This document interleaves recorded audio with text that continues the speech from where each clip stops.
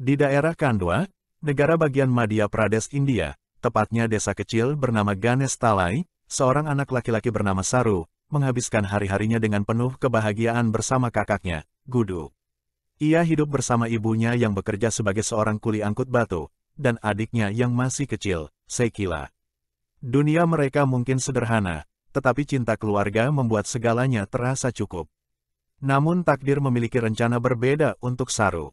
Saru hilang dan terdampar di Kolkata pada tahun 1986. Saat itu, Saru masih berusia sekitar 5 tahun.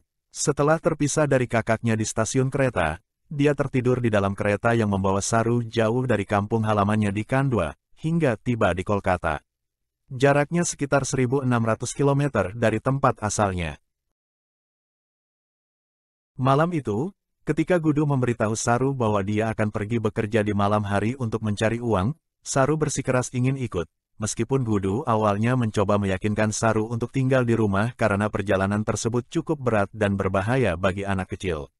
Namun, karena keinginannya yang begitu kuat untuk tidak berpisah dari kakaknya, dan tidak ingin ditinggal di rumah sendirian untuk menjaga adiknya, Saru terus memohon hingga akhirnya Gudu mengizinkan untuk ikut.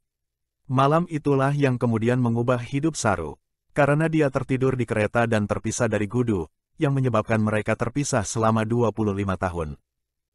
Saru kecil mengikuti Gudu ke stasiun kereta. Karena kelelahan, Saru tertidur.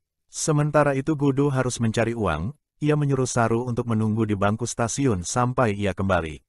Setelah dia terbangun, Saru mencari-cari kakaknya sampai ke sebuah kereta kosong.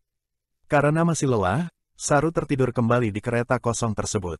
Ketika terbangun, kereta itu telah bergerak jauh, membawanya ke tempat yang sama sekali asing, yaitu Kolkata.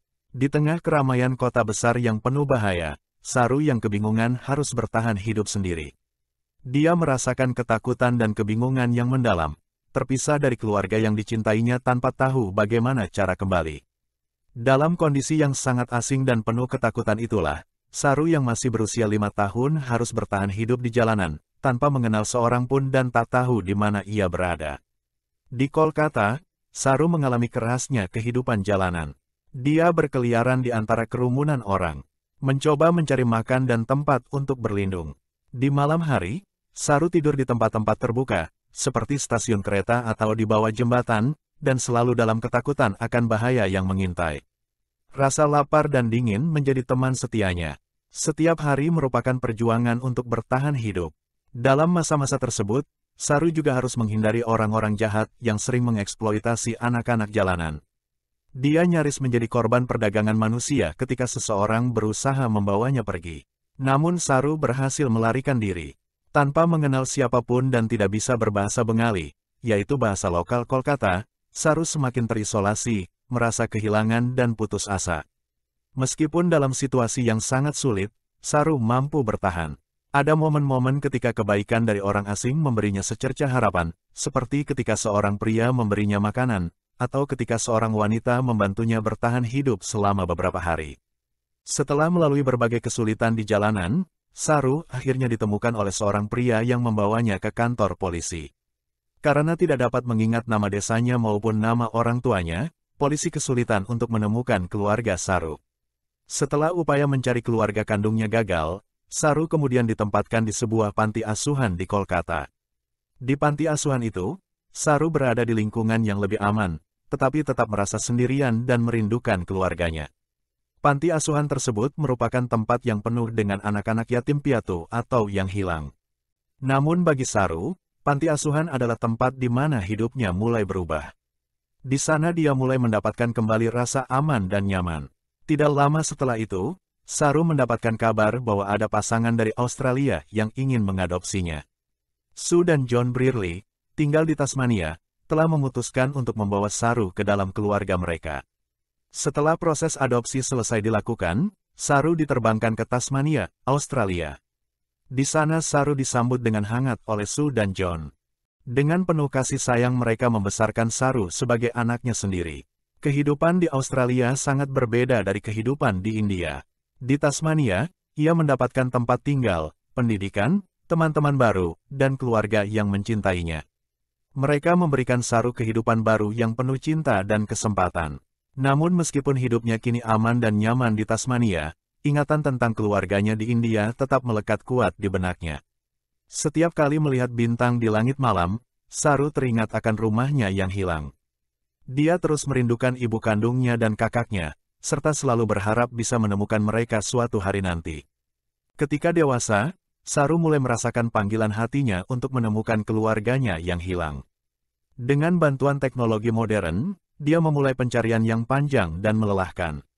Google Earth menjadi alat yang membawanya menelusuri ribuan kilometer, mencoba mengingat setiap detail dari masa kecilnya. Harapan, frustrasi, dan ketidakpastian menjadi bagian dalam pencariannya.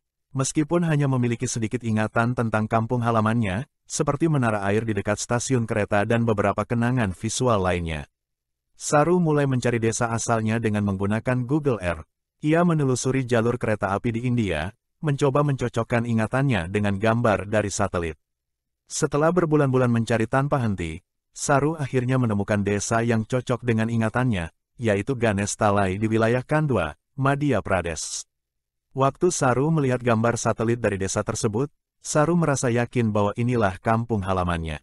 Setelah yakin bahwa dia telah menemukan desa asalnya, Saru memutuskan untuk melakukan perjalanan kembali ke India pada tahun 2012.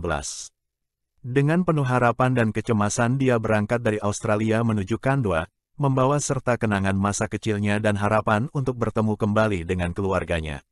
Setibanya di Khandwa, Saru dengan hati-hati menelusuri jalan-jalan desa Ganesh Talai, mencoba menemukan rumah yang dia tinggali 25 tahun yang lalu.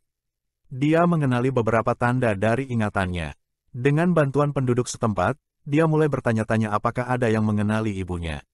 Setelah beberapa lama dalam pencarian dan dibantu penduduk desa, Saru akhirnya dibawa ke sebuah rumah di mana seorang wanita tua tinggal, yaitu ibunya, Kamla. Saat bertemu mereka saling menatap dengan keheranan dan haru. Sang ibu segera mengenali Saru sebagai putranya yang hilang. Momen ini penuh dengan air mata dan pelukan. Saru dan ibunya menangis bersama dalam kebahagiaan dan kelegaan. Kamla menceritakan bahwa selama bertahun-tahun dia tidak pernah berhenti mencari Saru, mengunjungi desa-desa lain dan menanyakan tentangnya, tetapi selalu tanpa hasil. Meskipun keluarganya miskin, Kamla tetap tinggal di desa tersebut, berharap suatu hari Saru akan kembali. Dalam pertemuan tersebut, Saru juga mengetahui bahwa kakaknya, Gudu, telah meninggal pada malam mereka terpisah, tertabrak kereta saat mencari Saru. Sebuah kenyataan pahit yang harus ia terima. Pertemuan ini menjadi puncak kebahagiaan dan akhir pencarian Saru selama bertahun-tahun. Akhirnya Saru bisa memeluk kembali ibu kandungnya dan Sekila adiknya.